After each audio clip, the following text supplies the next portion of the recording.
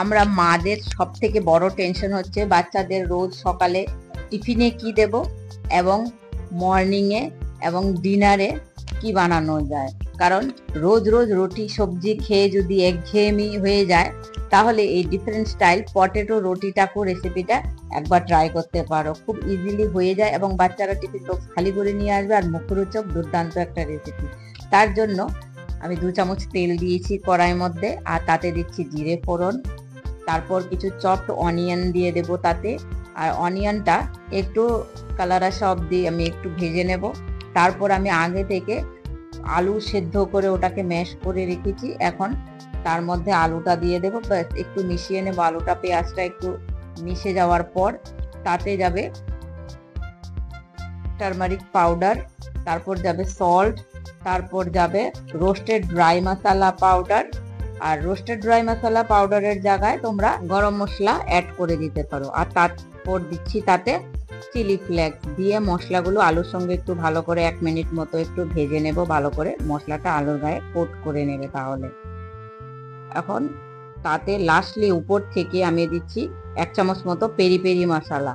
আর peri peri মশলা যদি না থাকে তাহলে তোমরা তার পরিবর্তে ম্যাগি মশলাও ইউজ করা যায়, তাহলে একটা দুর্দান্ত টেস্ট এবং ফ্লেভার আসে।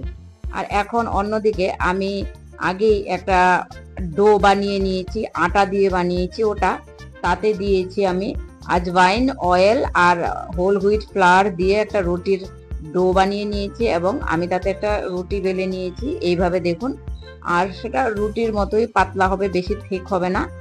তারপর তাকে একটা মিডিয়াম সাইজের বাটি দিয়ে এভাবে আমি কাট করে একদম সে একটা সাইজের করে নিয়েছি। আর এইভাবে আমি 3টে রুটি বানিয়ে নিয়েছি। এখন একটা তাওয়ায় রুটিগুলোকে 30 থেকে 40% মতো আমি এটাকে কুক করে নেব। খুবই টেস্টি একটা রেসিপি এবং হেলদি টু, তাই লেস অয়েলেই বানানো হয়েছে। আপনারা ঘরে যখন শর্টকাটে কিছু খেতে ইচ্ছা করে, সবসময় রুটি সবজি রান্না করে আলাদা করে ইচ্ছা করে না বানাতে, তখন আমরা এই রেসিপিগুলো ট্রাই করতে পারি।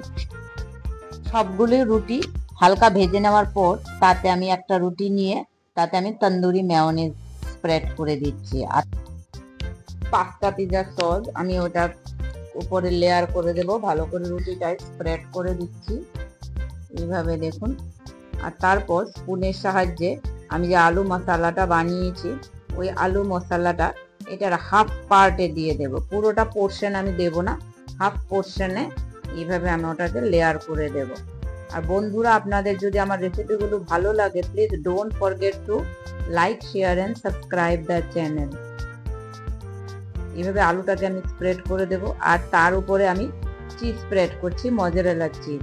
আপনারা চিজ ব্লকও দিতে পারেন বা চিজ স্লাইসও দেওয়া যেতে পারে, অ্যাজ ইউর উইশ।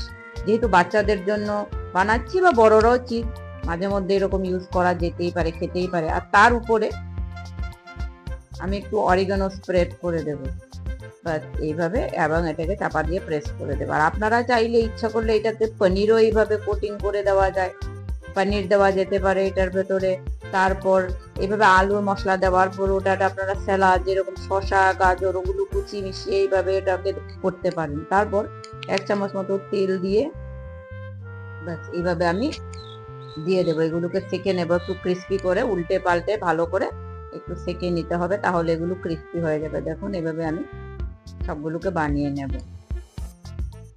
এটা অনেক রকম ভাবে বানানো যায়। আপনারা অয়েলে পুরোপুরি রুটিগুলোকে ফ্রাই করে বানাতে পারেন, তাহলে আরো বেশি ক্রিস্পি হবে, বাট ওটা এতটা হেলদি হবে না। তাই আমি একটু লেস অয়েলে এটা বানিয়েছি। এইভাবে দেখুন দুটো হাতা দিয়ে বা স্প্যাটুলা দিয়ে আমি এইভাবে এগুলো নিচের দিকটাকে এইভাবে থেকে নিয়েছি, তাহলে নিচটাও ভালো করে ভাজা হয়ে ক্রিস্পি হয়ে যাচ্ছে। এইভাবে খুবই টেস্টি হয়ে খেতে। একবার ট্রাই করে দেখবেন এবং আমাকে জানাবেন। তাহলে eat healthy, stay healthy, take care and bye by.